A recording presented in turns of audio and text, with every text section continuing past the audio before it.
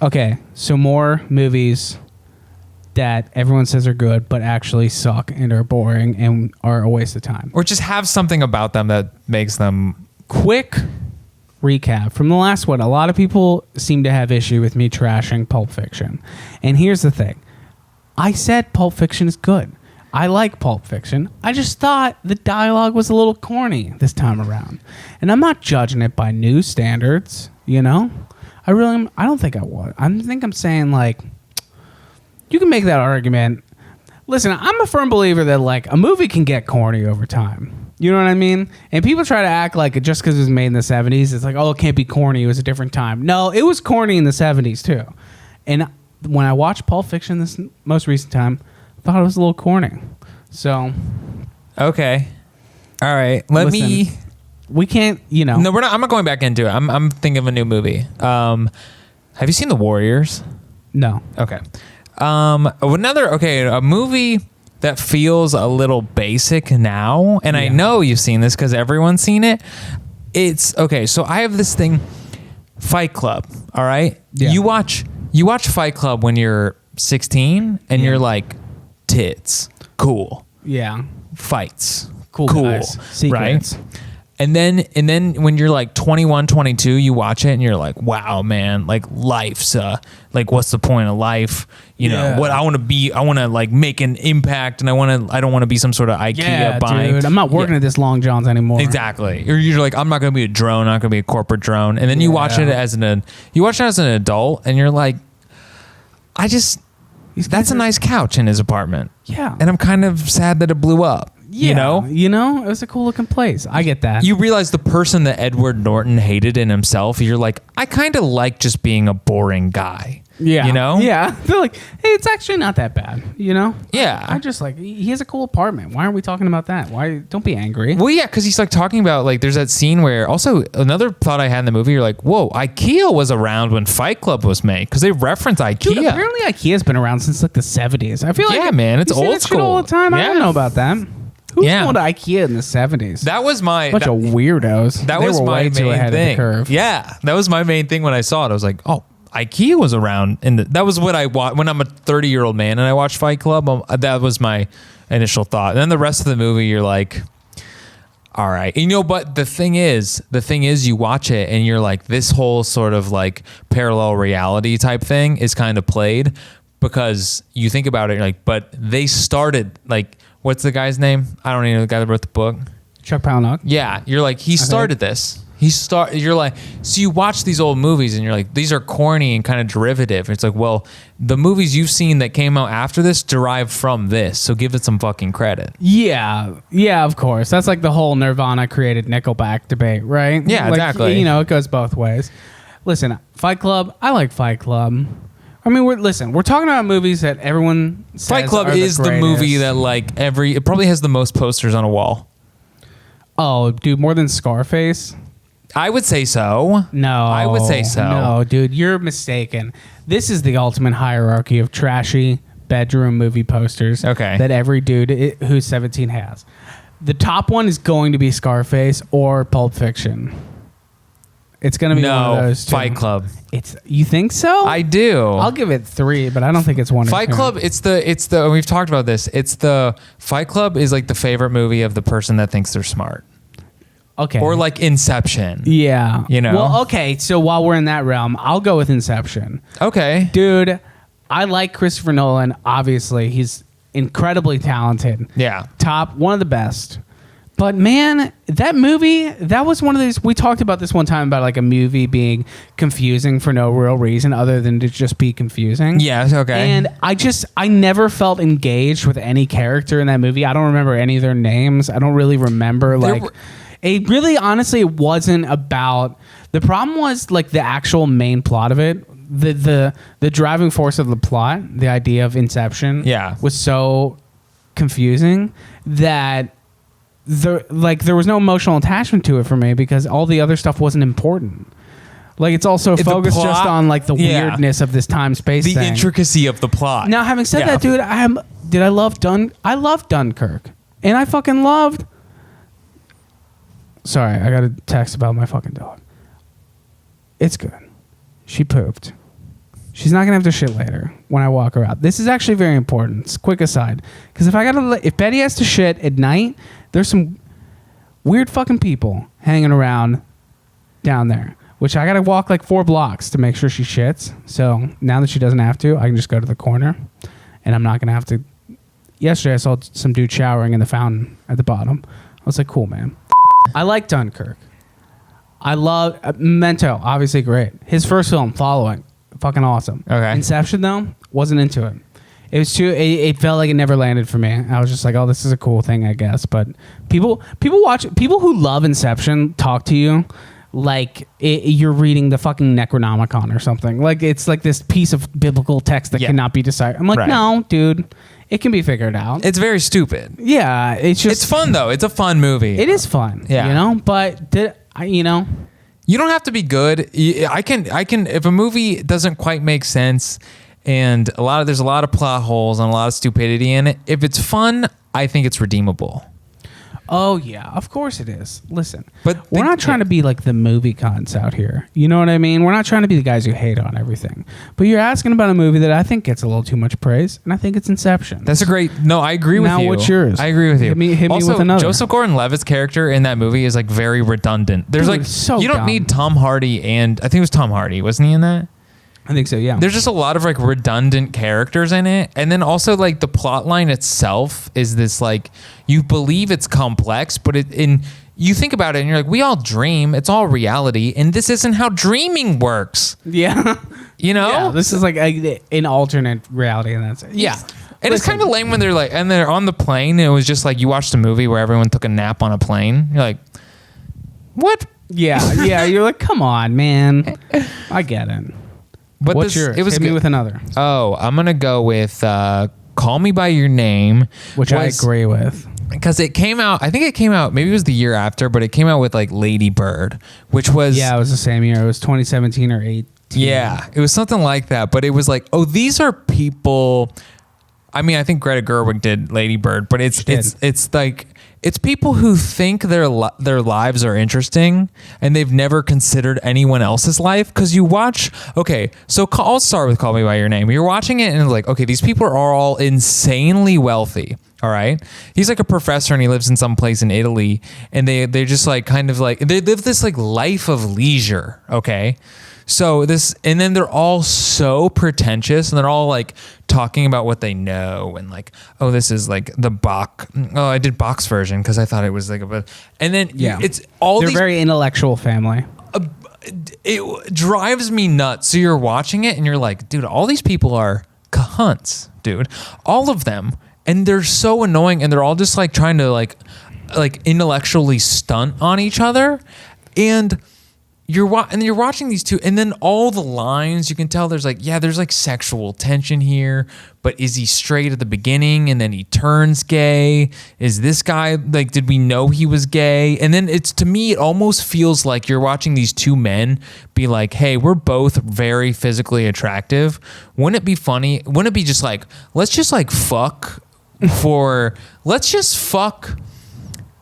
like two statues would fuck. Yeah. Like, let's just, because we're both so good looking. Sake. Yeah. It'd be good for us to fuck because we're both like, you're like a sexy child and I'm like a sexy 29-year-old grad student. Yeah, let's talk about that. That's my biggest problem. It's like, are we not talking about the fact that kid was like 16 and Army Hammer's like 30? Do they talk about how old he is? No. I mean, he looks like a child. He lives at home with his parents. I think he does. He's like 16 in the film, I believe. But like, I don't think they really bring a point. Like, we know that Army Hammer's character is essentially like a grad student. Yeah, he's kind of older. So he's like mid to late 20s, right? I would assume. And I would assume, yes, Timothée Chalamet is probably like 16, 17. Yeah. And why are we not talking about that? That's kind of creepy.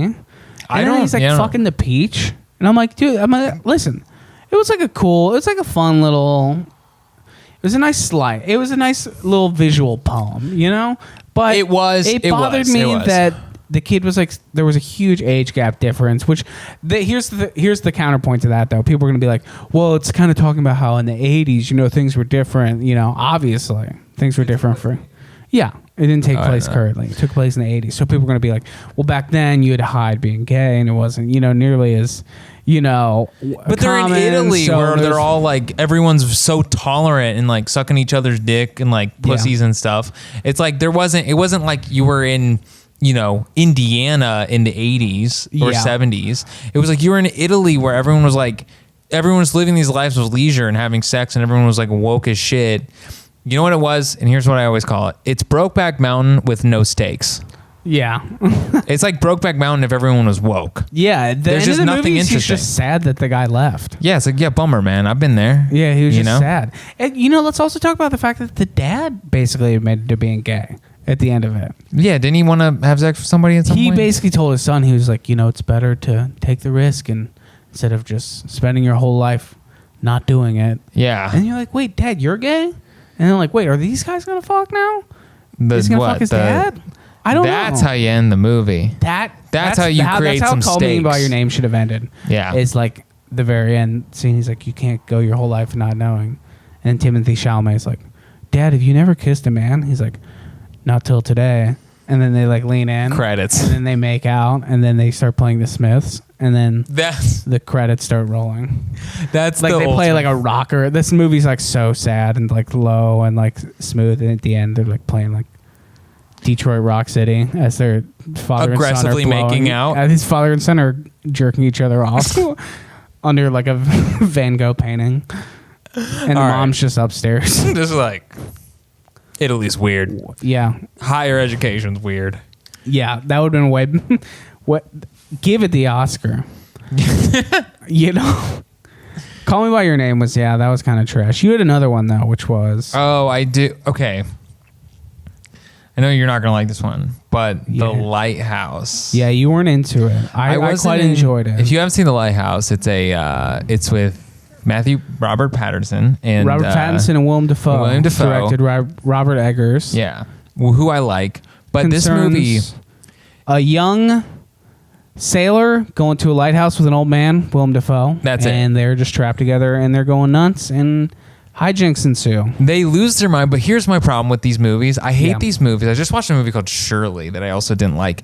I hate it when they have these like altered realities and you don't really know what's going on, and it feels like they just took a bunch of their like weird stuff.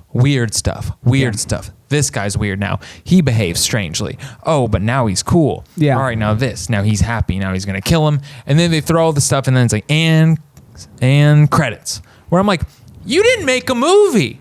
You didn't. You just were like weird stuff. Guy jacking off to a lighthouse, and Yeah. You thought it had no point. it was So it's just like it's one of those things where they just smashed a bunch of stuff together, and they're like art, Do you think my so? masterpiece. That's an interesting point, Can I debunk it? I don't, not necessarily. I think, the whole point is that these guys are just losing their minds and they can't, So on that level, I think it inherently works because then it's like, it could be. Give me a story. It can be like, well, I told you, just guys losing their minds. I didn't want to watch that. Yeah. You need more of a story is what you're saying. What? Give me a story. Don't be like, hey, this guy's he's got some issues. Maybe he killed a guy on a boat once, and he's got some. There was some like cool stuff in it, like some cool cinematography. It was definitely stuff, visual over actual substance. It was only visuals and interesting weird I've actually heard mermaids and stuff. I've listened to a couple interviews of Eggers talking about that among his other film, The Witch. I like The Witch because it's a story. Yeah. Well, The Witch is like, my thing was like the Old English I thought was kind of unnecessary. Like it definitely sold it, but then it got to a point where I was like, okay, I'm a little bit more confused than I couldn't like latch onto the plot because no one can speak that language fluently. Like no one is watching that movie in that Old English language and being like inherent, like they get every line. So I felt like I was constantly like grasping to like be emotionally connected to these people. And That's fair. I think I did fast forward. I rewinded it a couple times. Yeah. Because it is a little confusing. Or I always watch explained at the end. I always watch someone explain it. But the bottom line is you're saying Lighthouse style over substance, which listen, I can't argue that, but I like a movie that's all style, no substance sometimes. I like a pure just visual like bam, this is what it is. It doesn't have to make sense. It's just a ride. It's just the bottom line is like, are you watching it beat by beat? Like, wow, that's crazy. Or like taken aback, or like if it can draw something out of you in that realm, then I'm like, well, then it's good. It did something. That's its only real test, is it can like, can you actually find yourself being like, oh, I care about this? And I didn't. Well, there you go. Because I think strokes. I think a movie that did that well was Annihilation, which was based off a book, but came out a couple years ago with Natalie Portman. That movie, I wanted to see that, but I couldn't. Like, there's no way to stream it. Like, it's not on YouTube. It's not on. I was even trying to pay for it. I couldn't find it. I saw it in the theater. Wow. Yeah, it was. That's a movie you get to the end and you're like, you realize, but it all feels intentional. So you get to the end, you're like, what was that all about? But you want to know. Yeah. Because you connected with the characters, and there were just certain scenes where they felt very intentional, versus The Lighthouse felt very arbitrary. Yeah. Listen, I get that. You know, I watched this movie last night that was real bad. It was called Mama. It was 2012. See, here's where it gets dicey. It's not directed by Guillermo del Toro, but it was presented by Guillermo del Toro. Oh, they put the brand on. Yeah. Yeah. You ever see that? Like the presented by, but it was just a garbage movie. It was so bad. An acclaimed movie though. I don't know if it was critically acclaimed. I feel like it didn't. Yeah, I feel like it's off topic, but you know. Okay. Listen, it wasn't good. It was weird. It was like clearly these dudes, like the dudes who wrote this movie, definitely wish they worked at a haunted house. You know what I mean? Like it was very old school. Like, wait, I pull up the mirror and then it's my face, and then I move it slightly, and then I come back and there's another face in there. Oh, nice little trick. Who's that? Yeah. I'm scared now. You know? I don't know. Guillermo del. Okay. Do you have another one? Well, didn't you say Shape of Water was one of yours? Speaking of Guillermo del Toro. I could go in on it. Like, I could go in on Shape of Water. It is a weird... I didn't see Shape of Water, so I can't pro or... Shape of Water, with the way I would describe it, is if you took a kid's movie, made like a movie for children that's like kind of easy to follow and like very straightforward, the whole plot of the movie. It's interesting because it's almost... I call it... It's a pro-bestiality movie. I really think so. Hey, dude, that's a risk now. That's a risk. It's a big risk, and I don't think people talk it as a pro-bestiality movie, but it's a pro-bestiality movie. The movie is about this woman who can't find love and like can't talk, and she starts fucking a fish.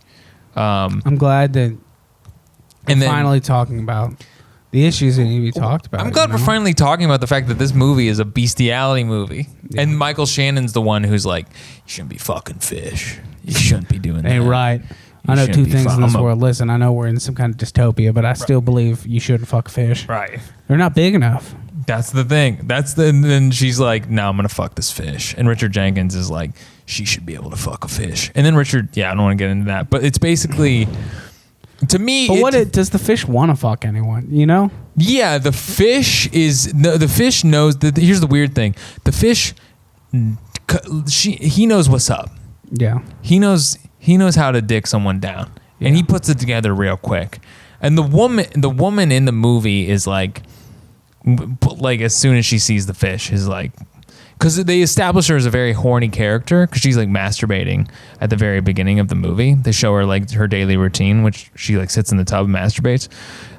So this is another scene. It's another scene where they kind of do these like big, like the music is very like kids movie like, and very fantasy like. So it's like this like kind of kids fantasy movie, and then just add in some chick in a tub masturbating, and then some chick fucking a fish, and then some guy getting shot, and like. A lot of violent scenes too. So it felt like a movie that was made for children and like very simplistic in plot and also like very simplistic in message. It's not really like you should be. The message isn't you should be able to fuck a fish. The message is don't be racist. I think. Yeah. But I think it's when I watched there's a fine line between when I watched being racist and wanting to fuck a fish. That's what I think. God. Which side's worse? The fish also kills a cat. It eats a cat. So I had no empathy toward the fish. Well, then, I wanted the fish to die. I was on Michael Shannon's side. Wouldn't be the first time. Yeah. But it's not because I'm racist. It's just I think you shouldn't kill cats and fuck fish. That's a spot on take. That's it. I'll have to leave you hanging there because I haven't seen the movie. Here, I got a new movie that probably no one has watched, but First Cow. I haven't seen it. Yeah. I feel like no one has watched this movie, but there's this new movie called First Cow, and it's probably it's up there for like best picture, right? It's in the consideration, I would say. Okay. You know? And it's just about these, this old timer trapper dude in like the early days of America, Oregon, 1600s, whenever the fuck that happened. I don't know. You've seen this movie? Yes. Okay. I watched it last weekend. And it's like shot on film, and it's like square, like the Lighthouse. Okay. And it's old timey. It's about this guy who's a chef on the old frontier, meets this Asian dude who turns out he's from China, and he's like running from something. So they find this cow, and they steal the cow's milk so they can make these like little cakes, these like cornbread cakes. Cool guy. They make these cakes, they're selling it to people, and they like them. But then one day, the cow's owner realizes they're stealing the milk. And that's how they're profiting on these cakes while they're so good. It's because the only people back then, they only have like flour and water. Yeah, sure. Right? But they got this milk to make these cakes real good. So the cow owner finds out, and then they're on the run from him. And then the movie ends. And you're like, I paid... How much you pay to rent it? I paid $12 to rent this movie. Ooh, you should have bootleg streamed. I wasn't going to do that because I care about small movies still getting made. And if people aren't paying for that, then it's just never going to happen. Then it's just going to be like Marvel movies and then videos of people shooting each other on YouTube. Like, those are the two extremes we're going to have. Okay. If people don't pay for these fucking movies. So it's like, I'm going to pay for it. Okay. Good for you. No, dude, I shouldn't have. It was not a good movie. I wanted to. It had every check mark of a movie I would like. Yeah. It was like, looked cool. It looked really great. It was shot super well. Okay. It looked like like an old Western. It's like basically a Western, but it's not. It's like an anti-Western, right? Yeah. They're not out in the desert. They're in like Oregon, but it's still the same time and period and everything. And boy, it was boring. I nodded off. That's what I'm saying. Off, dude. Don't make me off. Yeah, don't make me fall asleep. I dozed off. I also dozed off the first time I saw The Matrix, though. Yeah. Well, Which dude, doesn't I can go bad necessarily. on The Matrix. I feel like The Matrix. At this Go for point it. now, Let's it's do just it. basically Let's do it. created a red pill state. You know what I mean? Like, that's the Yes. only actual cultural. It's created a monster. Like, the people that have clinged on to The Matrix are not smart. They're people who are looking for the illusion of being smart. I'm not going to go say people who love The Matrix aren't smart. I'm not a bitch. But, like, It's a lot an of people action who movie. front like The Matrix is their favorite movie, again, are also people who are like, you just don't get it, dude. Yes. You don't get it. The people who love The Matrix are the people who are making like their PC wallpaper The Matrix. And you're like, Yes. bro, dial it back. It was a good movie. We all liked it, but don't make it your phone. When you're making your phone wallpaper movie backgrounds, it's like, okay, come back to reality. You shouldn't be that attached to like anything, you know? Be attached to nothing. It is. You know what? I need to watch it again because I've heard it's like a biblical Christ parable, which I haven't. I should watch it under that. But for me, when I watch it now, it's just kind of okay. The plot is like Hackney now because everyone kind of does some sort of like simulation movie. Yeah. And then you watch it and it's hard. It just doesn't age well. It's like during the time. Okay, but here is the best part of The Matrix. What The Matrix did well, I can't watch any action movie that came out before The Matrix because the sound and the visuals and everything It raised the bar. It raised the bar so it's high fucking good. that like Listen, it's a good movie. No one's out here saying that. It is good. You're right. it's hard to rewatch for That's me. the thing people don't like. I've been watching a lot of older movies, and like the biggest thing that draws you out of an old movie is not the visuals, it's the sound. Sound used to be really, really fucking bad, and only really recently has sound been like good. Even movies out of the 70s and 80s, like you think would be good, but the reality is like it sounds really bad. It's like thin, and now you hear a movie that's just like fucking. I think The Matrix stepped it up Matrix did step it up because you listen to like if you watch like a firefight in any of the old like any old movie, it's like bang bang bang. It's the same gun sound for every bang. Yeah, and it's like pew pew pew Dun, pew. dun. Like, whoa. Like the sound is like. Yeah, so The Matrix, when they did that, you're just like, when you watched it, you were like, this is what violence is actually like. This is what it's like. Yeah. This is what violence is like. We're living in an alternate reality. Donald Trump is the only true president. This is Exactly. this is who we need. Yeah, I know, I get it. Oh yeah, speaking of like things that like, it's not that they don't age well. It's just that like they're dated in a way. Okay. And I'll take a kind of an indie swing. I love David Lynch movies. I'm a big fan of Mulholland Drive and like Eraserhead, and so Eraserhead doesn't really count in this conversation. But dude, Twin Peaks, Mulholland Drive, they're kind of corny sometimes because of how dated. Like what? Like the outfits are so, like in Mulholland Drive, for example, the haircuts are so 2002. Yeah, they look like Spice Girls. And then like the music is like not really periods. It's like it's period specific, but they're not actual songs from the era. It's just like music that was made for the movie to sound like 2002. Right. So it's just like boom, boom. Yeah. Like it's just like weird like lo-fi weird beats that maybe would have been like a backing track for 98 Degrees or something like that, or like Cisco, and you're like, what the fuck? It's just like it takes away for how good it was written, how like interesting it is. I'm like, man, it's distracting. It's distracting. I feel like this looks like Dawson's Creek. Like you could have. Yes, I feel like the Warriors is kind of like that too, because you have all these tough guys and they're wearing these like they're very. It's the aesthetic. So the aesthetic, like you looked at the Warriors, like the gang, you're like, these guys were tough. Yeah. And then you watch them and they're all just like skinny little men with like shaved chests and like cute little outfits. And you're like, these guys like took 30 minutes to get ready. Yeah. There's a lot bitch ass going on men, here. dude. Yeah, you know what I mean? guys. They're very like manicured and their hair's perfect, and everyone in all the gangs. Sorry, I know you haven't seen it, but all the gangs in New York is basically all the gangs like get in a big fight, and they have to like and every gang has like an outfit. You're like, you know what? No, I like that level of detail though. It's stupid. We're the 9th Street boys. Yeah, exactly. We wear teal shirts. We have glitter, and all our dads are gay.